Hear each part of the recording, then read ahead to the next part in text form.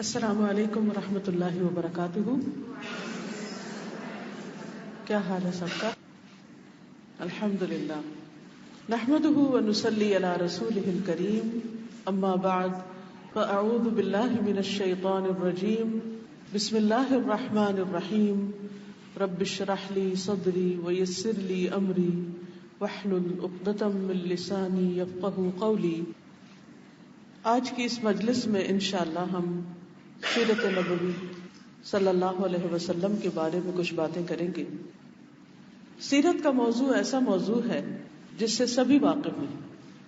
ہم میں سے کون ہے جو محمد الرسول اللہ صلی اللہ علیہ وسلم کو اپنا رسول نہیں مانتا؟ ہم سب آپ پر ایمان لاتے ہیں، لیکن ایمان لانے کی شرط یہ ہے کہ اس ایمان کے بعد پھر ہم آپ کی پیروی بھی کریں. آپ کی پیروی نہ صرف یہ کہ ہمارے لیے اس دنیا میں فائدے کا سبب ہے، بلکہ ہماری آخرت کی کامیابی کے لیے ضروری ہے. دنیا میں نہ صرف یہ کہ مسلمان بلکہ غیر مسلم بھی اس بات کو مانتے ہیں کہ محمد الرسول اللہ صلی اللہ علیہ وسلم ایک کامیاب ترین انسان ہے. زندگی کے ہر پہلو کے بارے میں آپ نے ہمارے لیے بہترین رہنمائی چھوڑی. دنیا میں انسان کی خوشی اور انسان کی کامیابی صرف دنیا کے زیادہ ہونے سے نہیں ہوتی، جب تک اسے سکون اور اطمینان کی دولت نصیب نہ ہو، جب تک اس کی روح کو تسکین نہ ہو، جب تک وہ ایک مطمئن زندگی بسر کرنے والا نہ ہو. اگر خوشی صرف اچھے لباس میں ہوتی تو لوگ اس خوشی کو حاصل کرنے کے لیے دنیا کا قیمتی ترین لباس اور بہترین لباس پہنے رکھتے. لیکن ہم سب جانتے ہیں کہ اچھے سے اچھا لباس پہننے کے باوجود بھی وہ خوشی ایک عارضی خوشی ہوتی، ایک وقتی خوشی ہوتی، ایک معمولی خوشی ہوتی جو تھوڑی دیر کے بعد ختم ہو جاتی. یہی وجہ ہے کہ جو لباس ہم ایک دفعہ پہن لیتے ہیں پھر دوسری دفعہ اس کو پہنتے ہوئے اس طرح خوش نہیں ہوتے. پھر ہم کہتے ہیں کہ دوبارہ پھر یہی پہنے، اب کچھ اور ہونا چاہیے. کیونکہ اگر خوشی اس لباس کے اندر ہوتی تو پھر ہم بار بار اس کو پہنتے. اسی طرح خوشی صرف اچھے لذیذ کھانے میں ہی نہیں، کیونکہ بہت دفعہ ایسا ہوتا ہے کہ ہم ایک کھانے کو بہت پسند کرتے ہیں لیکن وہی کھانا جب بچ جاتا ہے تو دوسری دفعہ اس کو نہیں کھانا چاہتے یا بار بار نہیں کھانا چاہتے، کیونکہ خوشی دراصل اس اچھے کھانے میں نہیں تھی. حقیقی خوشی تو کسی اور چیز میں ہے. وہ خوشی صحابہ کرام کو نصیب تھی جو رسول اللہ صلی اللہ علیہ وسلم کے آس پاس رہتے تھے، جن کے پاس بہت بہترین لباس نہیں تھا، جن کے پاس بہت عمدہ گھر نہیں تھے، جن کے پاس بہت عمدہ کھانے نہیں تھے، جنہیں دنیا کی رونق حاصل نہیں تھی، لیکن اس کے باوجود بھی وہ مطمئن اور پرسکون ترین انسان تھے. حضرت عمر رضی اللہ تعالی عنہ خلیفہ ہوتے ہوئے ایک درخت کی چھاؤں میں جا کر سو جاتے تھے بغیر کسی بستر کے. زمین پر لیٹ کر ان کو بہترین نیند آتی تھی اور وہ پرسکون تھے. ان کے اندر کچھ کرنے کا جذبہ تھا، اس زندگی کی قیمت کو جانتے تھے اور اسے بہترین سے بہترین طریقے سے گزارنا چاہتے تھے. نہ صرف یہ کہ چاہتے تھے بلکہ جانتے بھی تھے کہ بہترین زندگی کس کو کہا جاتا ہے. وہ دور جاہلیت کی زندگی کو بہترین نہیں سمجھتے تھے، وہ دور اسلام کی زندگی کو بہترین سمجھتے تھے جس میں ان کے بہترین رول ماڈل رسول اکرم صلی اللہ علیہ وسلم تھے. حقیقت یہ ہے کہ آپ کی قدر و قیمت وہی جانتا ہے جو آپ کو پہچانتا ہے اور آپ کو فالو وہی کرتا ہے، آپ کی پیروی وہی کرتا ہے. آپ کو اپنا اسوہ حسنہ اور اپنا نمونہ وہی مانتا ہے جو واقعی یہ یقین رکھتا ہے کہ اسی کی پیروی میں میرے لیے بہترین کامیابی ہے. ہم سب رسول اللہ صلی اللہ علیہ وسلم سے محبت کرتے ہیں لیکن محبت کا حق ادا نہیں کرتے، محبت کا تقاضا پورا نہیں کرتے. اس لیے بہت ضروری ہے کہ ہم بار بار آپ کا تذکرہ کرتے رہیں، آپ کی عادات، آپ کے اخلاق، آپ کے معاملات، آپ کے معمولات، اس کا ذکر کرتے رہیں اور ان میں سے ایک ایک موتی چنتے رہیں اور اپنے اوپر ٹانکتے رہیں، تاکہ ایک دن ہمیں بھی وہ خوشی اور وہ سکون اور وہ راحت نصیب ہو جو صحابہ کرام کو نصیب ہوئی تھی، جو ان کے پیروکاروں کو نصیب ہوئی تھی۔ حقیقت یہ ہے کہ انسان جب دنیا سے رخصت ہوتا ہے اور وہ قبر میں پہنچتا ہے تو اس سے جب سوال کیے جاتے ہیں تو ان سوالوں میں بھی ایک اہم ترین سوال یہ ہے کہ من نبیوں کا، تمہارا نبی کون تھا؟ کچھ لوگ ایسے ہوں گے جو کہیں گے کہ ہاں لوگ کہتے تھے تو میں بھی کہہ دیتا تھا کہ محمد صلی اللہ علیہ وسلم اللہ کے نبی اور اس کے رسول، کیونکہ میں ان کو خود نہیں جانتا۔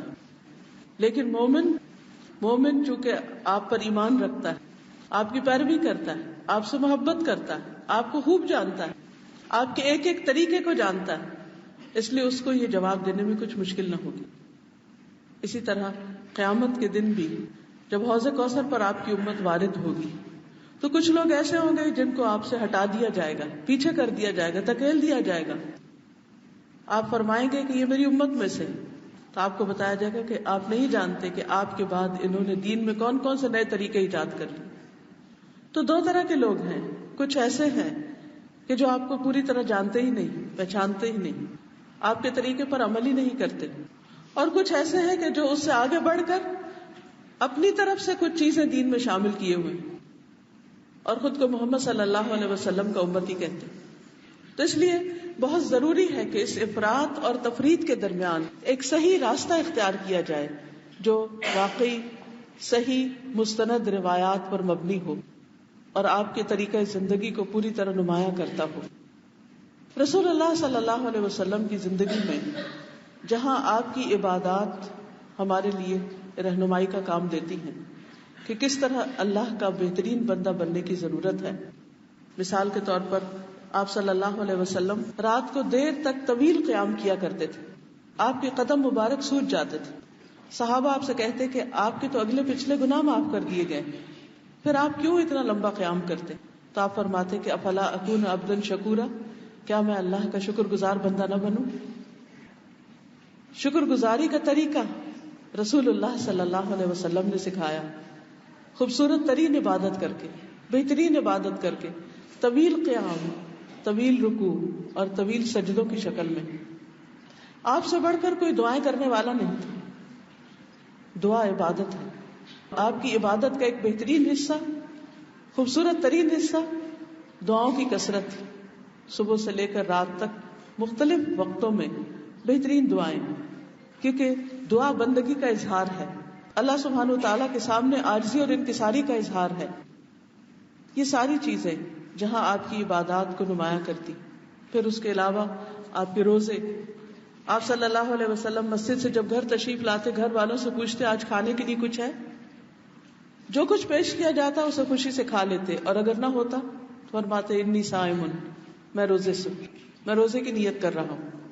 یعنی اگر کچھ کھانے کو نہیں تو بجائے اس کے کہ ویسے ہی انسان فاقہ کاٹے، کیوں نہ اس کو ایک عبادت میں بدل لیں۔ صدقہ خیرات میں آپ سے آگے کوئی نظر نہیں آتا، آپ آگے پیچھے دائیں بائیں ہر طرف ہر ایک کو خیر پہنچانے والے، خاص طور پر رمضان کی راتوں میں جب آپ کی ملاقات حضرت جبریل علیہ السلام سے ہوتی تو آپ تیز آندھی سے بھی زیادہ سخاوت کرنے والے ہوتے۔ یہ تو عبادات کا حال ہے، لیکن اس کے ساتھ ساتھ انسانوں کے ساتھ، یعنی رب کے علاوہ انسانوں کے ساتھ آپ کے جو معاملات تھے، آپ کے جو طریقہ زندگی تھا، آپ کا جو اخلاق تھا، خوشی اور غمی کے موقع پر آپ نے جو کچھ کیا، وہ سب کچھ ہمارے لیے بہترین رہنما ہے۔ ضرورت اس بات کی ہے کہ ان سب چیزوں کو ہم اپنی زندگی میں لانے کی کوشش کریں، کیونکہ جو جس کی محبت رکھتا ہے وہ اس کی پیروی بھی کرتا ہے۔ لیکن پیروی کرنے کے لیے بہت ضروری ہے کہ آپ پر ایمان اور آپ پر اعتماد ہو، یقین ہو اس بات پر کہ جو بات آپ نے بتائی وہ بالکل سچ ہے، اور آپ کی سچائی کو ماننے والے تو آپ کے دشمن بھی تھے جو آپ کو صادق اور امین کہتے۔ ہم مومن ہوتے ہوئے، آپ پر ایمان رکھتے ہوئے آپ کو سچا کیوں نہ مانے؟ بہرحال جو بھی آپ صلی اللہ علیہ وسلم پر ایمان رکھتا ہے اس کے لیے خوشخبری ہے۔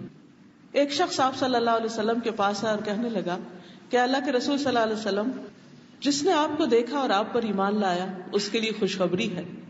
آپ نے فرمایا ہاں ایسا ہی ہے, اس کے لیے خوشخبری ہے.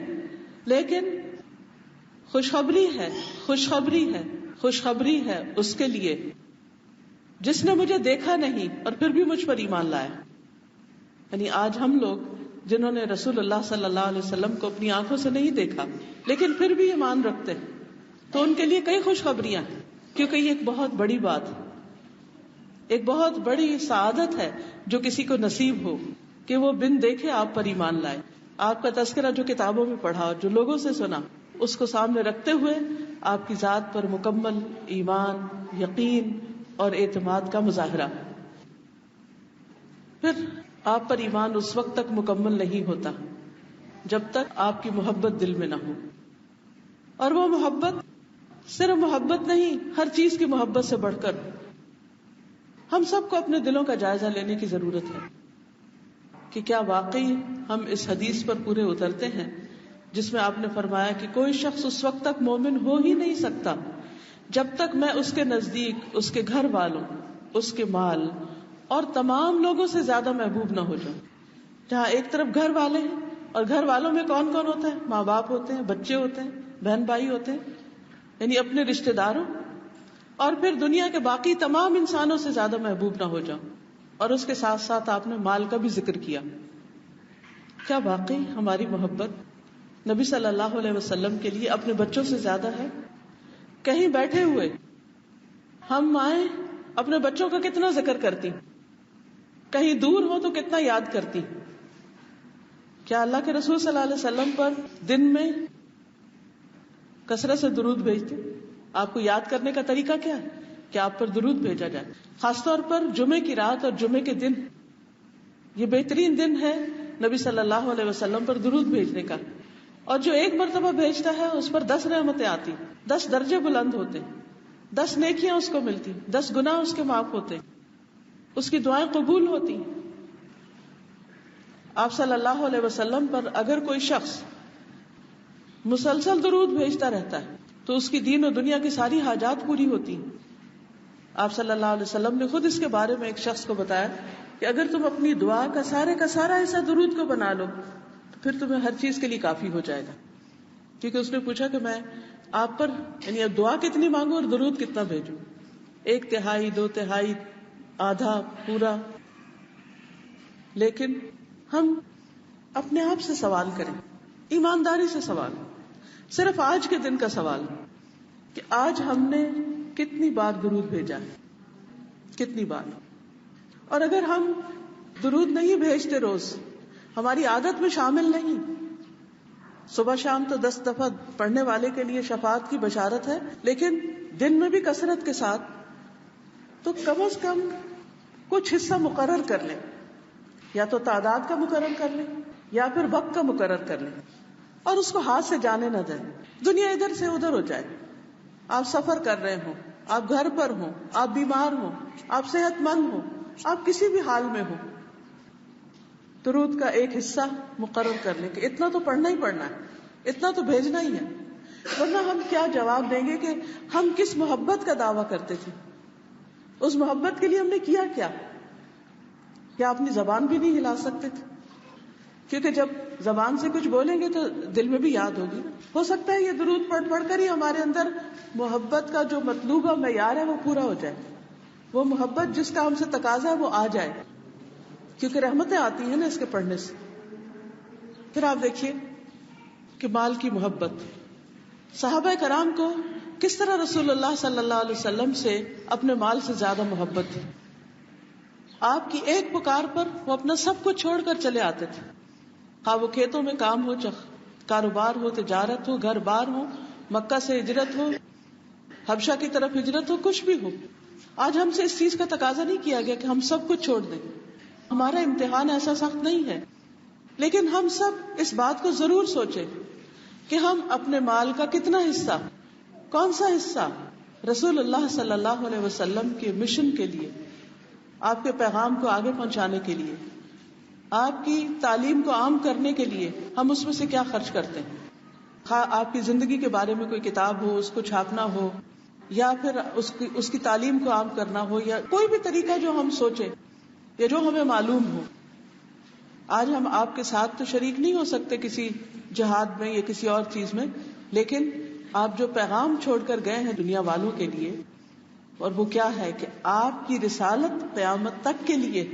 کوئی شخص اس وقت تک مسلمان ہو نہیں سکتا جب تک وہ آپ پر ایمان نہ لائے. یعنی اگر کوئی اللہ سبحانہ و تعالیٰ کو بھی مانتا ہے، آخرت کو بھی مانتا ہے، فرشتوں کو بھی مانتا ہے، کتابوں کو بھی مانتا ہے، تقدیر سب کچھ مانتا ہے، لیکن اگر وہ محمد صلی اللہ علیہ وسلم کو نہیں مانتا، خواہ سارے پیغمبروں کو مانتا ہو، اس وقت تک وہ مسلمان نہیں ہو سکتا. وہ مسلمان نہیں ہو سکتا. آج دنیا میں اسلام کا پیغام کون پہنچائے گا؟ آج دنیا کو محمد الرسول اللہ صلی اللہ علیہ وسلم سے متعارف کون کرائے گا؟ پھر آپ دیکھیے کہ ہم اس محبت کو اپنی اگلی نسلوں میں، اپنے بچوں میں، اپنے بچوں کے بچوں میں کس طرح ٹرانسفر کر رہے ہیں. ہم ان کے بارے میں اپنے بچوں کو کیا بتا رہے ہیں؟ ہم میں سے کتنی مائیں ہیں جنہوں نے اپنی زندگی میں اپنے منہ سے، اپنی زبان سے خود اپنے بچوں کو نبی صلی اللہ علیہ وسلم کی سیرت یا سنت یا آپ کی احادیث کے بارے میں خود تعلیم دی، کہانیاں سنائی ہوں، واقعات بتائے ہوں. یہ سب کچھ تو ماں کے سینے سے آگے جاتا ہے. ماں کے دل میں محبت ہوتی ہے تو وہ محبت آگے جاتی ہے، کیونکہ ماں کو جس چیز سے محبت ہوتی ہے، مثلا ماں کو اپنی ماں سے محبت ہے تو بچوں کے دل میں نانی کی محبت پیدا کر دیتی. باپ سے محبت ہے، کسی بھی چیز سے، تو جو ہماری محبتیں ہوتی ہیں، جو ہمیں پسند ہوتا ہے، بچوں کو بھی وہ پسند کرا دیتے ہیں. بس ہمیں مرچیں اچھی لگتی ہیں تو ہم بچوں کو بھی مرچوں کا عادی کر دیتے ہیں. حالانکہ مرچیں کھانا آسان کام نہیں ہے، لیکن کتنی آسانی سے ہم بچوں کو مرچیں کھلا دیتے ہیں، کیونکہ ہمیں پسند ہے نا. جو خود کھاتے ہیں وہی ان کے منہ میں ڈالتے ہیں. تو جیسے کھانا ان کے منہ میں وہ ڈالتے ہیں جو اپنے منہ سے بعض اوقات خود کم کھاتے ہیں، ان کو کھلاتے ہیں. تو ایسے ہی دین کی محبت، محمد صلی اللہ علیہ وسلم کی محبت، ان کے طریقوں کی محبت، ان کی سنت کی محبت، یہ سب کچھ ہمیں اپنے بچوں کے اندر پیدا کرنا ہے. اور اس کے لیے بھی آپ کو پلاننگ کرنی کہ کیسے، کیا کروں، کیسے کروں. اور اس کے لیے آپ کے پاس کتابیں ہونی چاہیے، ان کو پڑھیں، سیرت پر لیکچر سنیں. اور ہر روز بچوں کو، اگر چھوٹے بچے ہیں خاص طور پر، تو رات کو سلاتے وقت پاس لٹا کر یا پاس بٹھا کر یا کسی بھی طرح، جیسے بچے بعض کا اریٹیٹ ہو رہے ہوتے، تھکے ہوتے، ان کو کمفرٹ دینے کے لیے آپ صلی اللہ علیہ وسلم کی زندگی کے واقعات خوبصورت شکل میں بنا کر ان کو پیش کریں. پھر سوالوں کی شکل میں، مثلاً آپ نے ان کو بتایا کہ دائیں ہاتھ سے کھاتے ہیں، دائیں ہاتھ سے کھاتے ہیں، بیٹھ کے کھاتے ہیں.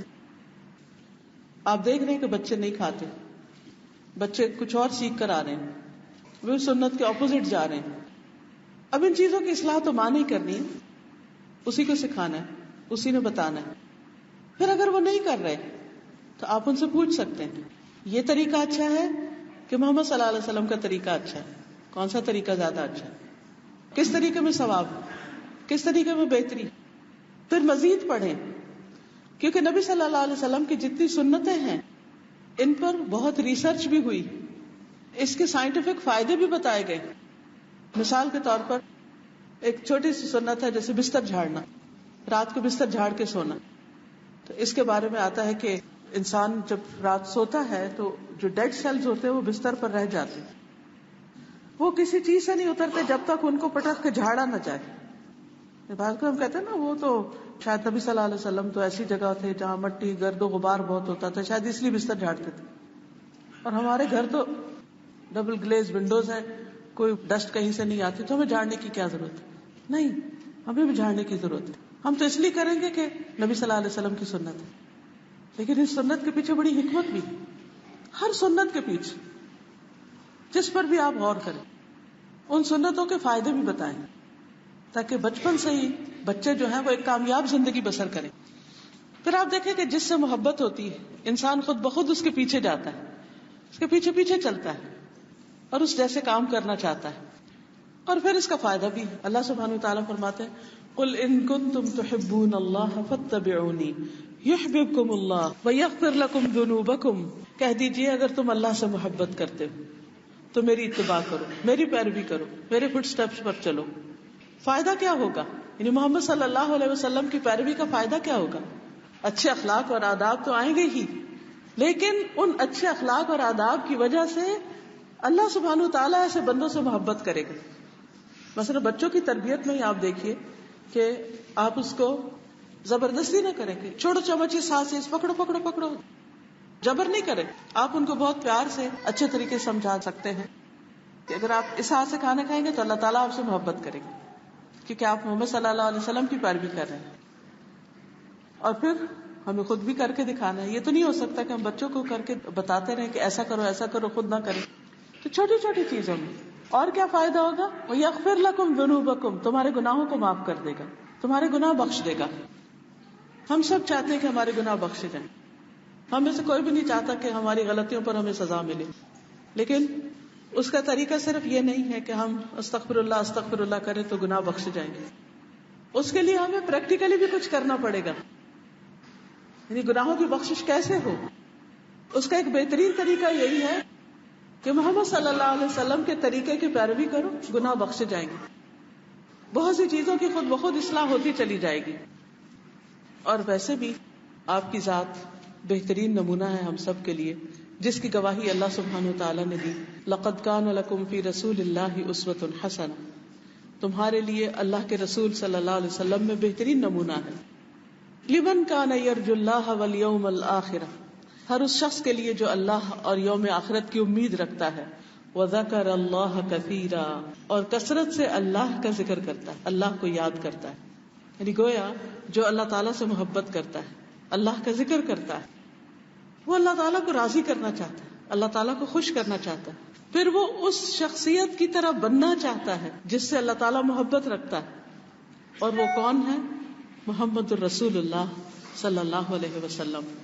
اور اس لیے بھی کہ آپ کا اخلاق اور کردار سب سے بہترین اخلاق اور کردار تھا، اس سے بہترین کوئی اور ہو نہیں سکتا.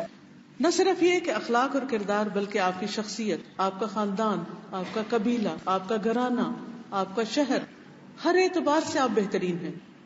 ایک دفعہ آپ صلی اللہ علیہ وسلم ممبر پر تشریف لائے تو آپ نے فرمایا، میں محمد بن عبداللہ بن عبد المطلب ہوں.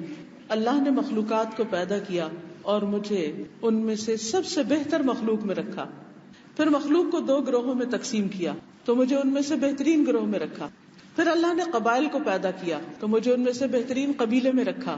پھر اللہ نے گھر بنائے یعنی خاندان بنائے تو اللہ تعالیٰ نے مجھے ان میں سے سب سے بہترین گھرانے میں رکھا. اس لیے میں رہائش کے اعتبار سے بھی تم میں سب سے بہترین ہوں، ذات کے اعتبار سے بھی بہترین ہوں. یعنی ہر اعتبار سے آپ صلی اللہ علیہ وسلم سب سے بہترین ہیں. آپ کا اخلاق اس لحاظ سے بھی بہترین ہے کہ آپ کا اخلاق قرآن تھا.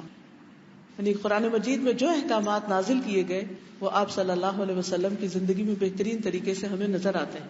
یعنی آپ نے جو بھی تعلیم دی اس پر عمل کر کے دکھایا. یعنی آپ نے صرف قرآن پڑھایا نہیں، صرف سکھایا نہیں، بلکہ آپ خود اس کا عملی نمونہ تھے. یہ 2 چیزیں الگ الگ نہیں تھی. ایسا نہیں تھا کہ تعلیم الگ ہو اور آپ کی شخصیت اور کردار الگ ہو اور ان دونوں میں کنٹرڈکشن ہو. نہیں، آپ جو کہتے تھے وہ کرتے تھے. اسی لیے آپ کا اخلاق بہترین اور آپ کا کردار بہترین تھا. آپ کے اچھے اخلاق اور اچھے کردار کی خوبیاں پچھلی کتابوں میں بھی ملتی. تورات میں آپ صلی اللہ علیہ وسلم کے بارے میں جو آیات ملتی ہیں اس میں آتا ہے، اللہ تعالیٰ فرماتے ہیں کہ آپ میرے بندے اور میرے رسول ہیں. میں نے آپ کا نام متوکل رکھا ہے. نہ بدخو ہیں، نہ سخت دل، نہ بازاروں میں شور کرنے والے، نہ برائی کا بدلہ برائی سے دینے والے، بلکہ معاف کر دینے والے، درگزر کرنے والے.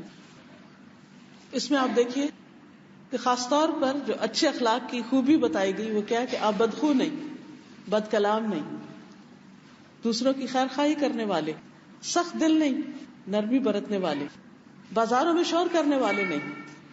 یہ کتنی بڑی خوبی، کیونکہ انسان جب ایسی جگہوں پہ شور کرتا ہے تو وہ سب کے لیے تکلیف اور اذیت کا باعث بنتا ہے.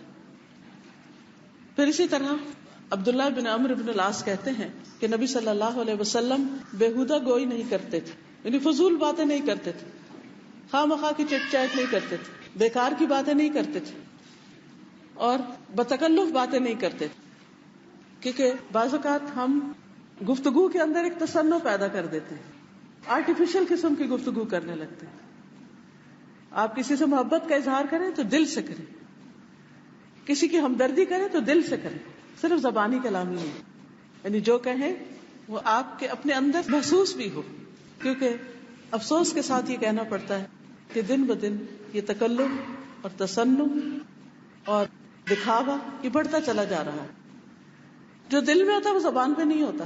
دل میں کچھ اور ہے، زبان سے کچھ اور ہے، سامنے کچھ اور ہے، پیچھے کچھ اور ہے. یہ خوش اخلاقی نہیں ہے. اللہ سبحانہ وتعالیٰ کے ہاں یہ اخلاق قابل قبول نہیں ہے. آپ فرمایا کرتے تھے تم میں سب سے بہترین لوگ وہ ہیں جن کے اخلاق سب سے اچھے.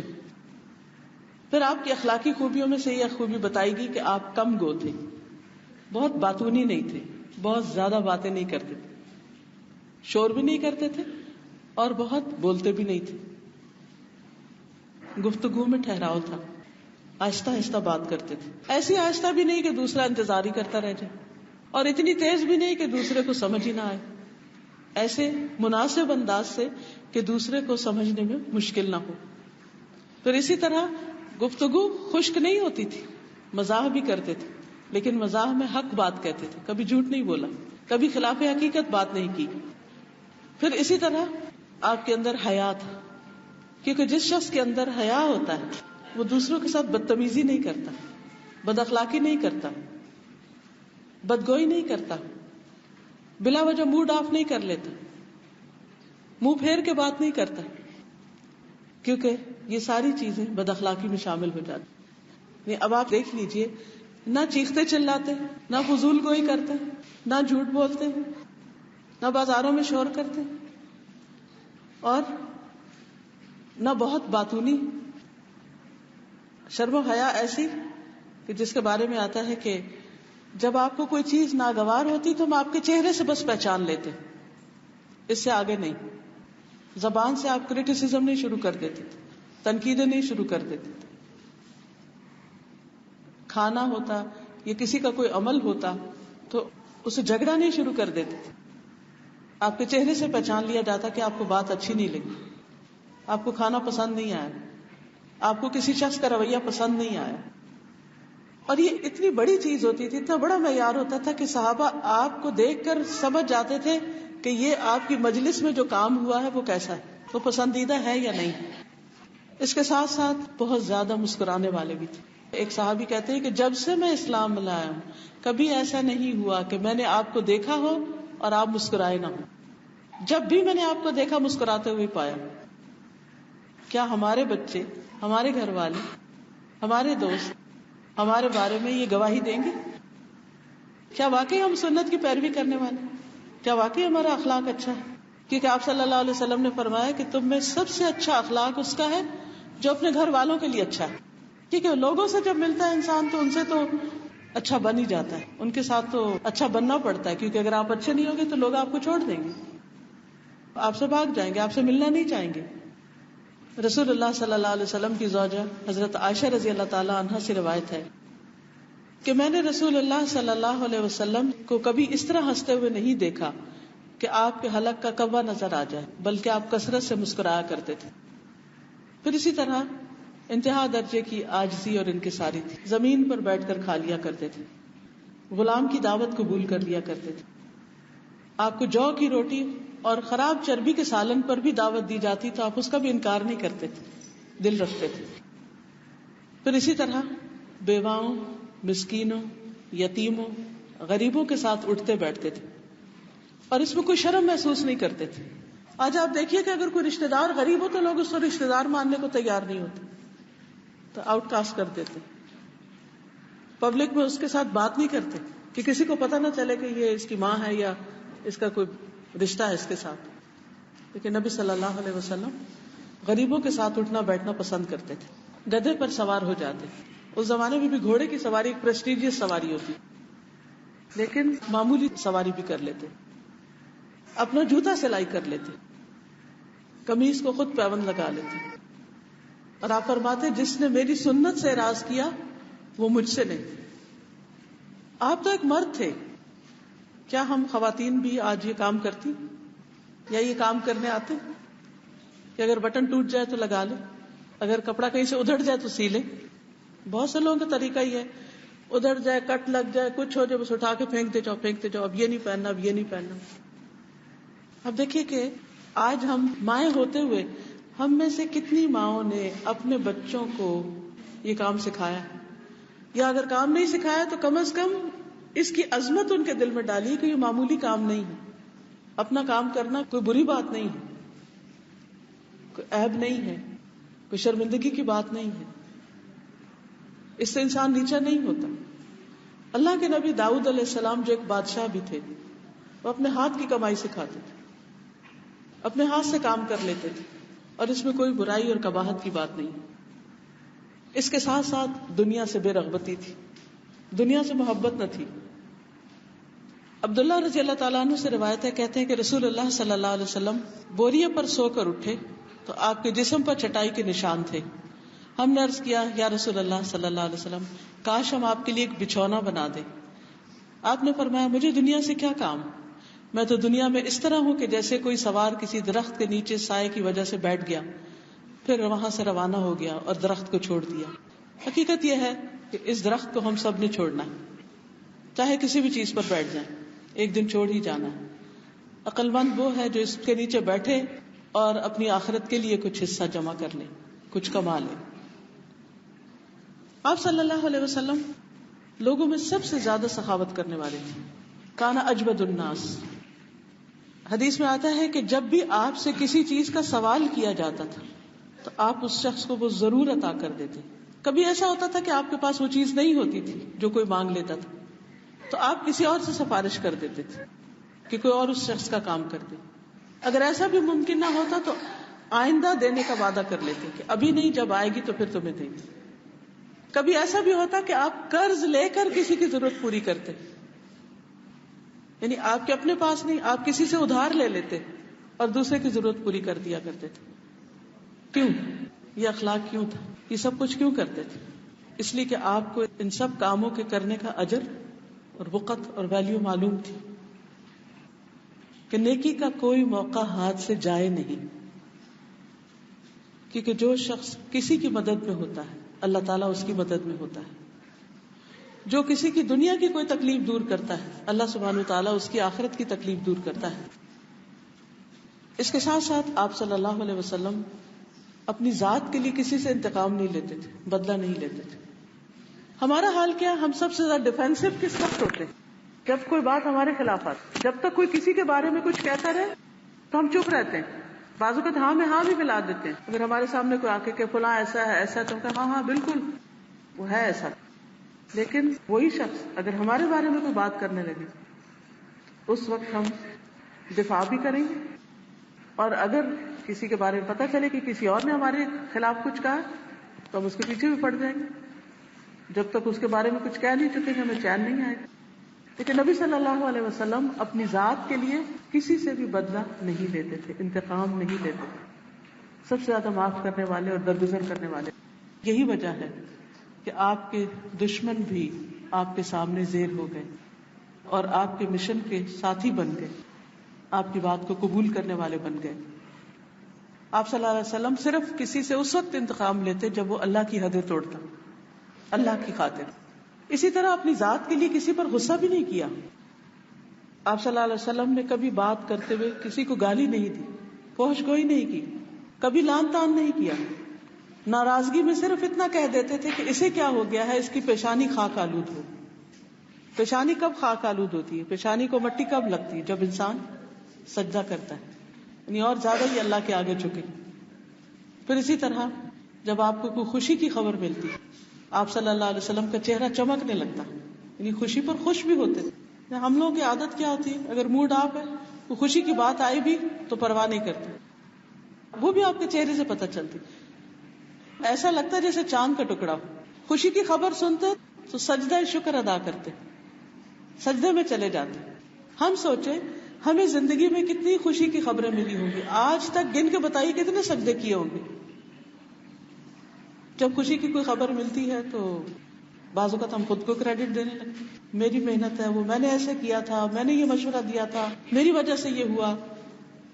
اور کبھی کسی کی قابلیت، یعنی کہ لوگوں سے امپریس ہوتے، لیکن اللہ کی جناب میں کہ یہ اللہ سبحانہ تعالیٰ ہی کا فضل اور اس کی رحمت ہے کہ یہ نعمت اور یہ رحمت مجھ پر آئی اور یہ خوشی نصیب ہوئی. پھر اسی طرح جب غم کا موقع ہوتا تو اس وقت آپ کے چہرے سے غم کے آثار پتہ چلتے کہ آپ غمگین ہیں. غم میں بھی آپ کی زبان سے کوئی ایسی بات نہیں نکلتی تھی جو اللہ سبحانہ تعالیٰ کو ناراض کرنے والی. ہم اپنے غموں کو دیکھیں، اگر ہمیں کوئی چیز ناگوار ہو، کوئی چیز دکھی کرے، کوئی چیز پریشان کرے تو ہمارا رویہ کیا ہوتا ہے؟ کبھی ہم بندوں کے ساتھ شکوہ کرنے لگتے ہیں، کبھی اللہ سبحانہ تعالیٰ کے ساتھ کرنے لگتے ہیں کہ وائی می، میرے ساتھ ہی کیوں ایسا ہوا. آپ کے بیٹے ابراہیم علیہ السلام کی جب وفات ہو رہی تھی تو آپ کی آنکھوں سے آنسو جاری تھے. صحابہ دیکھ کر بڑے حیران ہوئے کہ اللہ کے رسول صلی اللہ علیہ وسلم آپ بھی روتے ہیں. ظاہر آپ بہت بہادر تھے اور بہت صبر کرنے والے، بہت شکر کرنے والے، اللہ کی رضا پہ راضی رہنے والے، تو یہ کیا ہوا، آپ رو کیوں رہے؟ ایک انیوژل سی بات تھی. تو آپ صلی اللہ علیہ وسلم نے فرمایا دل غمگین ہے، آنکھیں آنسو بہاتی ہیں، لیکن ہماری زبان سے وہی نکلے گا جو ہمارے رب کو پسند ہوگا. اللہ کی مرضی کے خلاف کوئی بات ہم نہیں کریں گے، حق کے خلاف کوئی بات نہیں کریں گے. یعنی غم کے موقع پر کسی کی وفات ہو جائے عزیز قریب پیارے کی تو انسان رو سکتا ہے، رونا منع نہیں ہے، لیکن روتے ہوئے منہ سے بولے کچھ نہ، بین نہ کرے، نوحہ نہ کرے، گریبان نہ پھاڑے، بال نہ نوچے، ٹکرے نہ مارے، حال دعائی نہ کرے، شور شرابہ اور ہنگامہ نہ کرے، توڑ پھوڑ نہ کرے، کوئی غیر مہذب حرکت نہ کرے. نبی صلی اللہ علیہ وسلم کا اخلاق اپنے گھر والوں کے لیے سب سے بہترین تھا. صحابہ کو اس بارے میں جستجو ہوتی تھی کہ ہم یہ معلوم کریں کہ آپ اپنے گھر والوں کے ساتھ کیسے رہتے ہیں، کیا کرتے ہیں اندر. ابو عبداللہ الجدری کہتے ہیں کہ میں نے عائشہ رضی اللہ تعالی عنہا سے پوچھا کہ رسول اللہ صلی اللہ علیہ وسلم کا اپنے گھر والوں کے ساتھ اخلاق کیسا تھا. تو انہوں نے کہا نبی صلی اللہ علیہ وسلم تمام لوگوں میں سب سے زیادہ اچھے اخلاق والے تھے. بےہودہ گو، بتکلف بےہودہ گوئی کرنے والے، بازاروں میں شور مچانے والے نہ تھے. برائی کا بدلہ برائی سے نہیں بلکہ اچھائی سے دیتے، معاف کر دیتے، درگزر کرتے، اپنے گھر والوں سے محبت کرتے تھے. آپ دیکھیے کہ ایک تو قدرتی محبت ہمیں ہوتی ہے اپنے خون کے رشتوں سے، ماں باپ سے، بچوں سے، شوہر سے، شوہر کو بیوی سے. اللہ نے محبتیں دل میں ڈالی ہیں اور یہ محبتیں ہیں، لیکن ہماری ناراضگیاں بھی انہی سے سب سے زیادہ ہوتی. حتیٰ کہ اگر اپنے بچے سے بھی کوئی ایسی بات ہو جائے جو ہماری مرضی کے خلاف ہو تو ہم اس کو بھی معاف نہیں کرتے. ماں باپ اگر ہماری مرضی کے خلاف کوئی بات کر لیں تو ہم ان کو معاف نہیں کرتے. شوہر بیوی کے اختلافات تو چلتے ہی رہتے ہیں. لیکن اللہ کے رسول صلی اللہ علیہ وسلم کا گھرانہ ایک بہترین گھرانہ تھا جس میں محبتیں تھیں.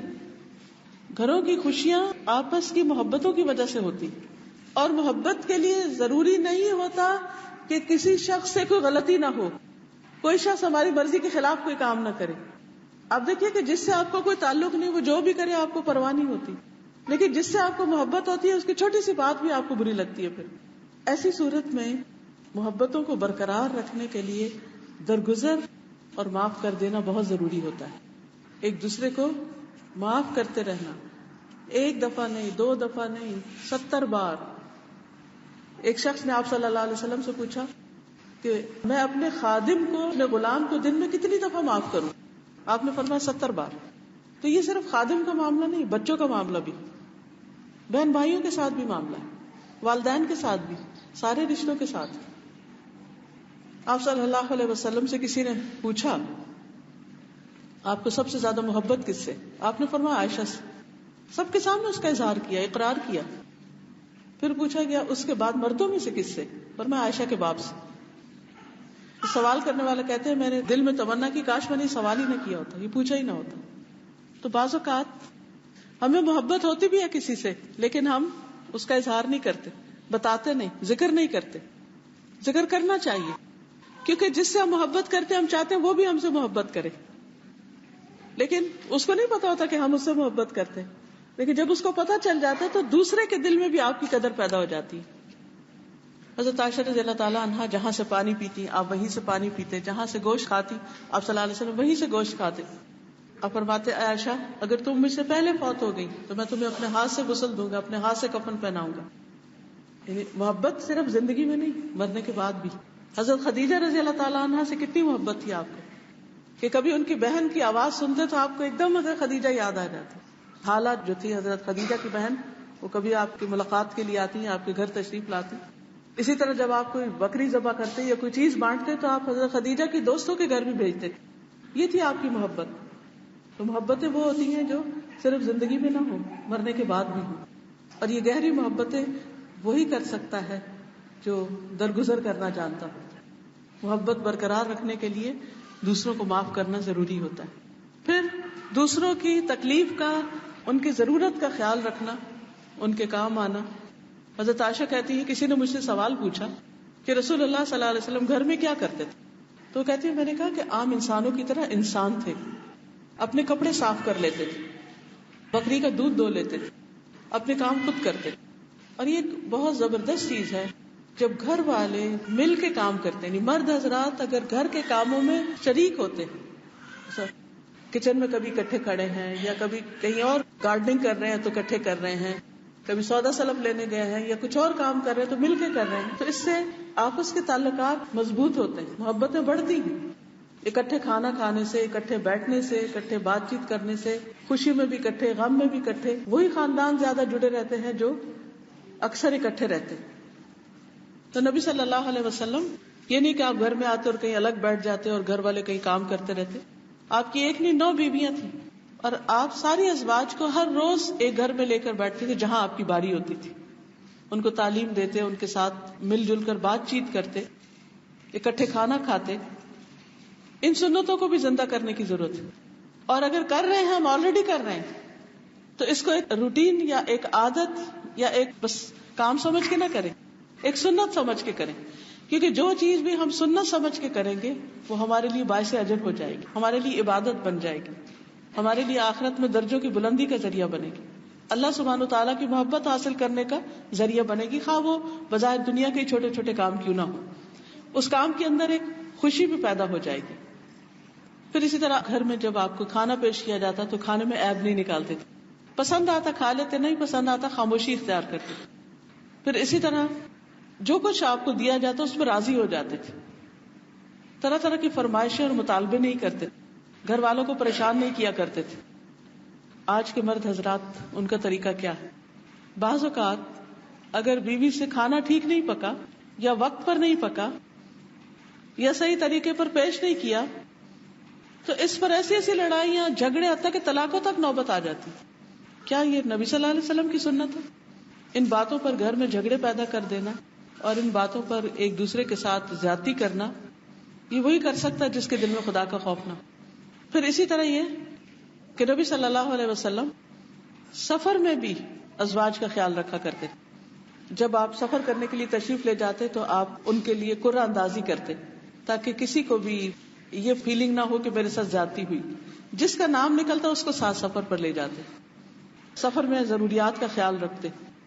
ایک دفعہ ازواج اونٹوں پر بیٹھی ہوئی تھی اور جو اونٹ چلانے والا تھا وہ تیز تیز اونٹ چلا رہا تھا, تو نبی صلی اللہ علیہ وسلم نے فرمایا کہ ویحک یا انجشا, انجشا تیرے لیے خرابی ہو, اونٹوں کو آہستہ آہستہ چلاؤ, نازک آبگینے سوار ہیں. یعنی جیسے شیشہ رکھا ہوا ہے نا تو اس طرح احتیاط کرتے ہیں, اس طرح ہینڈل وتھ کیئر. کیونکہ اونٹ کی سواری جو ہے اگر وہ ویسے بھی ذرا آرام دہ نہیں ہوتی, کہاں یہ کہ اگر وہ بہت ہی جھٹکے اس پر آ رہے ہوں تو سفر کرنے والوں کا حال کیا ہوگا. اسی طرح ایک صحابی کہتے ہیں کہ نبی صلی اللہ علیہ وسلم ایک سفر میں تھے تو حضرت صفیہ کو اونٹ پر سوار ہونا تھا تو آپ نے اپنا گھٹنا آگے کر دیا, وہ آپ کے گھٹنے پہ پاؤں رکھ کر اونٹ پر بیٹھی. اور ان چھوٹی چھوٹی چیزوں کو صحابہ بھی نوٹ کیا کرتے. آپ صلی اللہ علیہ وسلم کا اپنے گھر والوں کے ساتھ کیا معاملہ ہے, کیا طریقہ ہے, کس طرح پیش آتے ہیں. حضرت عائشہ جب بھی آپ سے کسی چیز کی فرمائش کرتی ہیں آپ اس کو پورا کر دیا کرتے تھے. ان کے ساتھ دوڑ بھی لگایا کرتے تھے. ایک دوڑ میں آپ آگے نکل گئی, ایک میں نبی صلی اللہ علیہ وسلم آگے نکل گئے, تو آپ نے فرمایا یہ اس دن کا بدلہ ہے. بچوں کے ساتھ بڑی مہربانی کا سلوک کرتے تھے.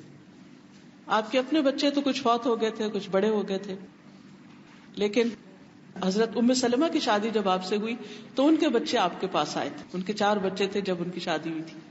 اور وہ اسی وجہ سے آپ سے شادی بھی نہیں کر رہی تھی کہ وہ بچوں والی ہیں اور بچوں کی کیئر کرنے میں وہ آپ کا حق ادا نہیں کر سکے گی. بہرحال آپ نے فرمایا کہ تمہارے بچے میرے بچے, میں ان کا خیال رکھوں گا, اور وہ آپ ہی کے گھر میں پلے بڑے. تو آپ ان کی جو چھوٹی بچی تھی سب سے حضرت زینب, ان کو پیار سے زوینب زوینب کر کے پکارا کرتے تھے. پھر اسی طرح صرف گھر کے بچے نہیں بلکہ باہر دوسرے صحابہ کے جو بچے تھے ان کو بھی پیار کیا کرتے تھے. جابر بن سمرہ کہتے ہیں کہ میں نے رسول اللہ صلی اللہ علیہ وسلم کے ساتھ ظہر کی نماز پڑھی, پھر آپ اپنے گھر والوں کے پاس جانے کے لیے مسجد سے نکلے, میں بھی آپ کے ساتھ نکلا تو سامنے سے کچھ بچے آ گئے. آپ نے ہر بچے کے گال پر ہاتھ پھیرا, آپ نے میرے گال پر بھی ہاتھ پھیرا. میں آپ کے ہاتھوں کی ٹھنڈک اور خوشبو اب تک محسوس کرتا ہوں. آپ کے ہاتھ میں ایسی خوشبو تھی جیسے خوشبو کے ڈبے سے آپ نے ہاتھ نکالا. یعنی پیار سے ان کو مس بھی کیا, ان سے محبت کا اظہار کیا. ہم عام طور پر جب بڑے اکٹھے ہوتے ہیں تو بچوں کو اگنور کر دیتے ہیں, ان کی طرف توجہ نہیں دیتے, وہ بےچارے الگ کھیلتے رہتے ہیں, ہماری توجہ سے محروم ہوتے ہیں. کہیں بھی جائیں, کسی سے بھی ملیں, ان کے بچوں سے بھی ملیں, بچوں کی طرف بھی خصوصی توجہ اور شفقت اور محبت کا مظاہرہ کریں. آپ بچوں کو کندھوں پر بھی چڑھا لیا کرتے تھے, خاص طور پر آپ کی نواسی امامہ جو تھی ان کے بارے میں آتا ہے کہ آپ نماز پڑھا رہے ہوتے تھے اور بعض اوقات وہ آپ کے کندھے پر ہوتی, جب رکوع اور سجدے میں جاتے تو اتار کر کھڑا کر دیتے. حضرت حسن حسین کے بارے میں تو سب نے پڑھ رکھا ہے کہ آپ جب سجدے کے لیے زمین پر ہوتے تو وہ آپ کے اوپر چڑھ جاتے تھے, آپ کی سواری کرتے تھے, اور آپ اس وقت تک سر نہیں اٹھاتے تھے جب تک وہ خود پیچھے سے اٹھ نہیں جاتے تھے کہ کہیں اٹھنے میں ان کو چوٹ نہ لگے. اسی طرح آپ بعض اوقات نماز لمبی پڑھانے کا ارادہ کرتے, لیکن مسجد میں کسی بچے کے رونے کی آواز آتی تو آپ نماز مختصر کر دیتے کہ اس کی ماں کو تکلیف نہ ہو. پھر اسی طرح بچوں کے ساتھ دل لگی بھی کرتے تھے. ایک دفعہ آپ گھر سے نکلے, کسی نے دعوت پر بلایا تھا, آپ کے ساتھ اور لوگ بھی تھے, آپ جا رہے تھے تو آپ نے دیکھا کہ حضرت حسین سامنے سے جا رہے ہیں. آپ نے سب کو چھوڑا اور جا کر ان کو پکڑنا چاہا, وہ آگے بھاگے. آپ نے بازو پھیلایا اور ان کو اپنے بازو میں سمیٹا, پیار کیا, اور اس کے بعد ان کو چھوڑ دیا اور پھر آپ اپنے کام سے گئے. پھر اسی طرح حضرت حسن آپ کی زبان کی سرخی دیکھ کے بہت خوش ہوتے تھے تو آپ ان کے سامنے زبان بھی نکالا کرتے تھے. پھر اسی طرح جو اور یتیم بچے ہوتے تھے ان کا بھی خیال رکھتے. ایک دفعہ عید کی نماز پڑھانے کے لیے جا رہے تھے تو ایک بچہ رو رہا تھا, تو آپ نے پوچھا تم کیوں رو رہے ہیں؟ تو اس نے کہا میرے والد ایک جنگ میں شہید ہو گئے اور آج عید کا دن ہے. تو آپ نے فرمایا کہ کیا تم پسند نہیں کرتے کہ میں تمہارا باپ ہوں اور عائشہ تمہاری امی ہوں؟ پھر اسے اپنے گھر لے گئے اور اس کو تیار کر کے اپنے ساتھ پھر عیدگاہ میں لے گئے. پھر اسی طرح خادموں کے ساتھ بہت پیار, شفقت اور محبت سے معاملہ کرتے. حضرت انس نے آپ کی خدمت کی 9-10 سال, کبھی آپ کے کام میں عیب نہیں نکالا. کوئی کام غلط ہو جاتا ان سے تو ملامت نہیں کرتے تھے, بے وجہ روک ٹوک نہیں کرتے تھے, انٹرفیئرنس نہیں کرتے تھے, ہر بات میں نہیں روکتے تھے. آپ دیکھیں کہ تربیت میں اگر آپ بچے کو ہر بات سے روکنا شروع کر دیں تو وہ آپ کی کوئی بات بھی پھر نہیں مانے گا, وہ ڈھیٹ ہو جائے گا. چھوٹی چھوٹی چیزوں کو اگنور کر دینا چاہیے, اور جب کوئی بڑی غلطی کرے تو پھر خوب پکڑنا چاہیے.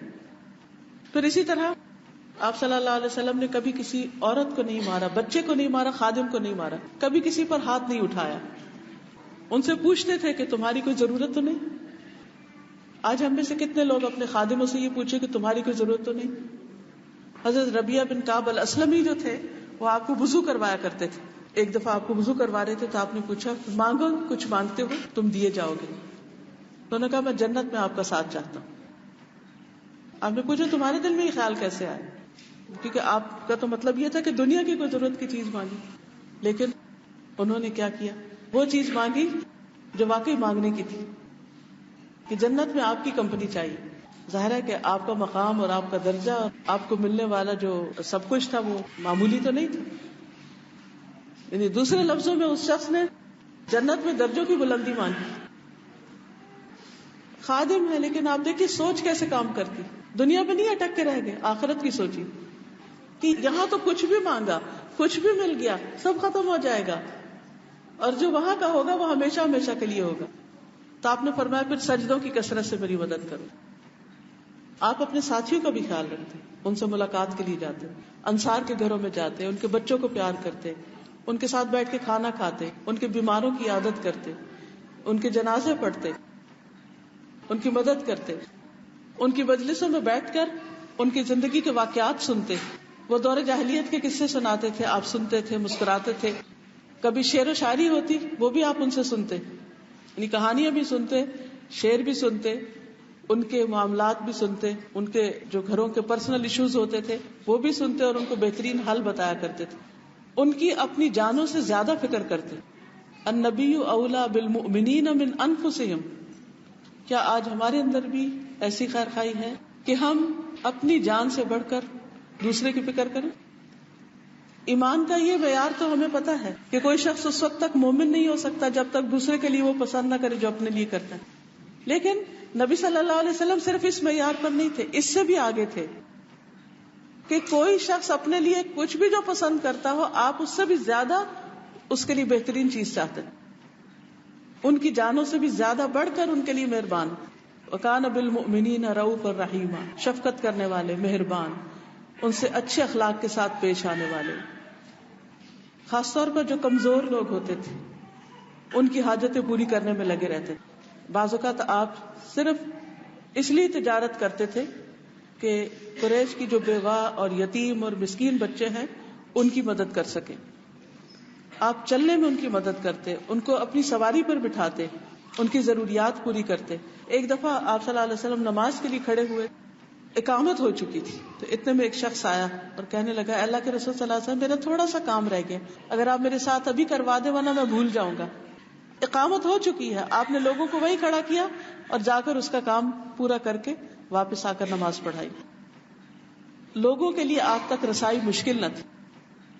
آپ صلی اللہ علیہ وسلم لوگوں کے بیچ میں رہتے تھے.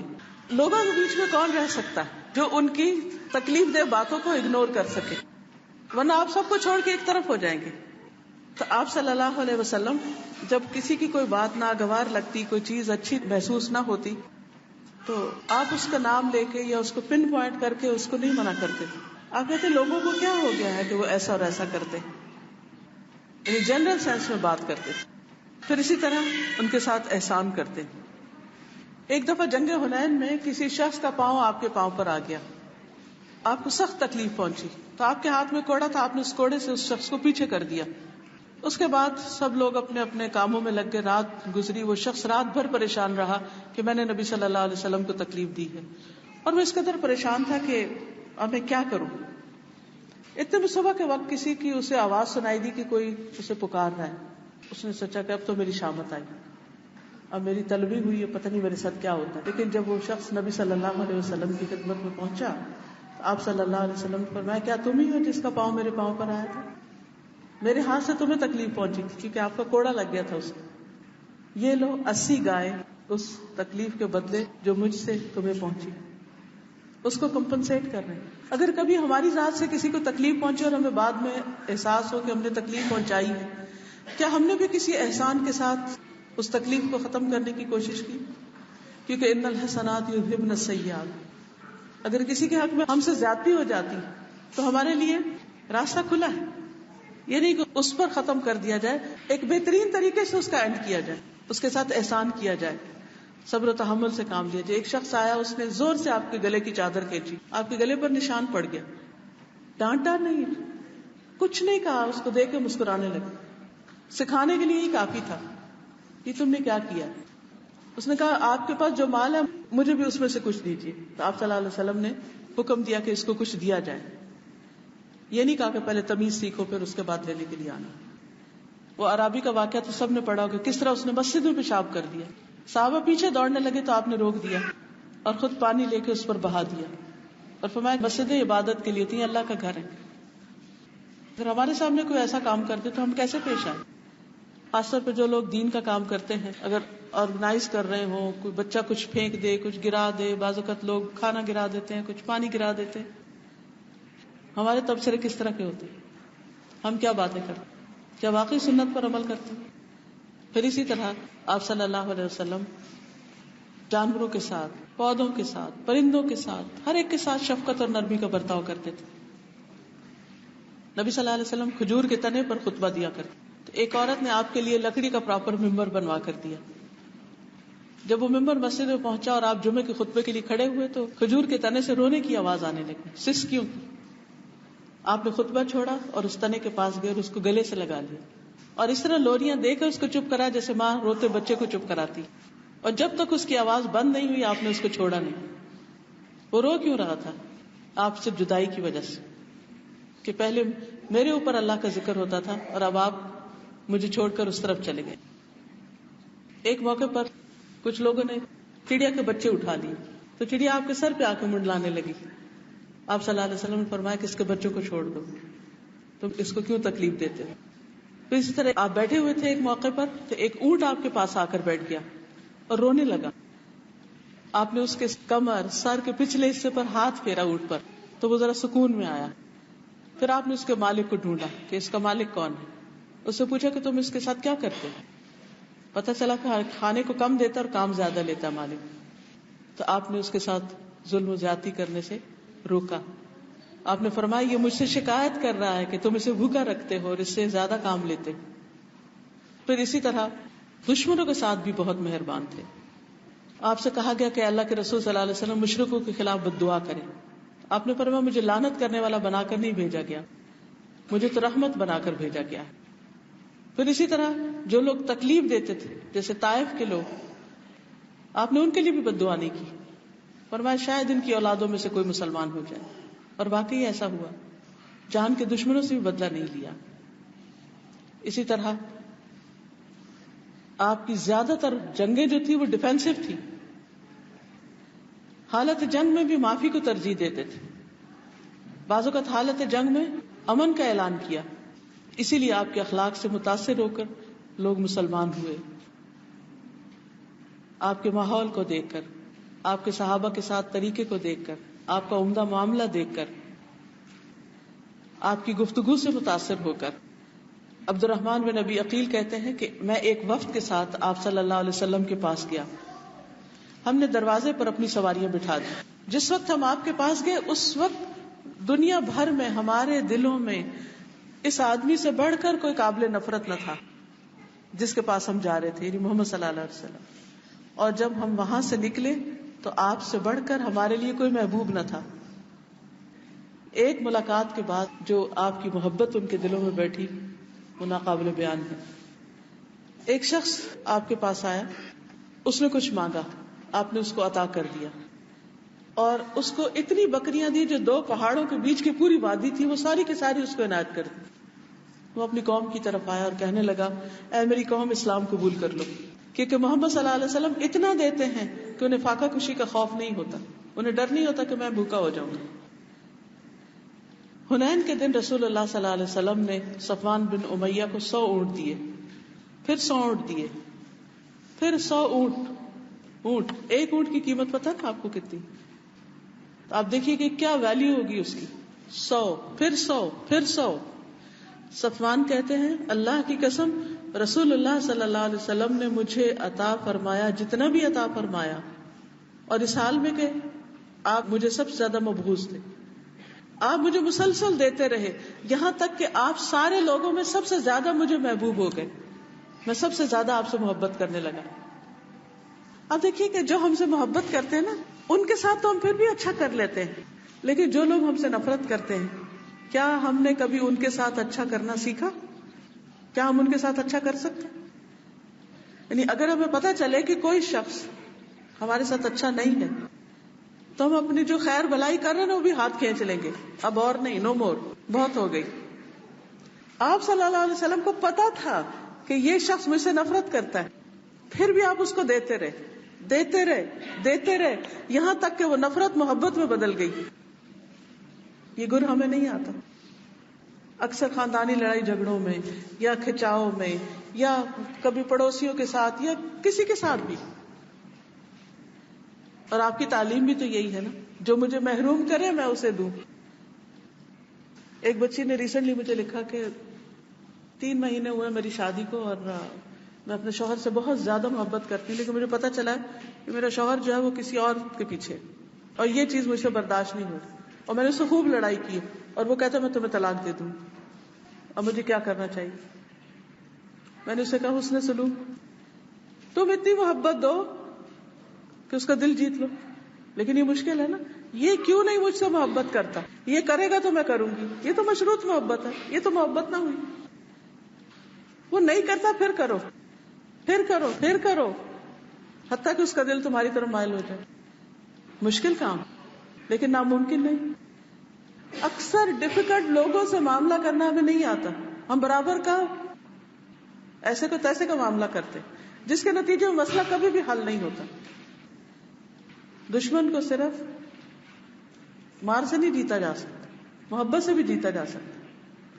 اور نبی صلی اللہ علیہ وسلم نے ایسا ہی کیا.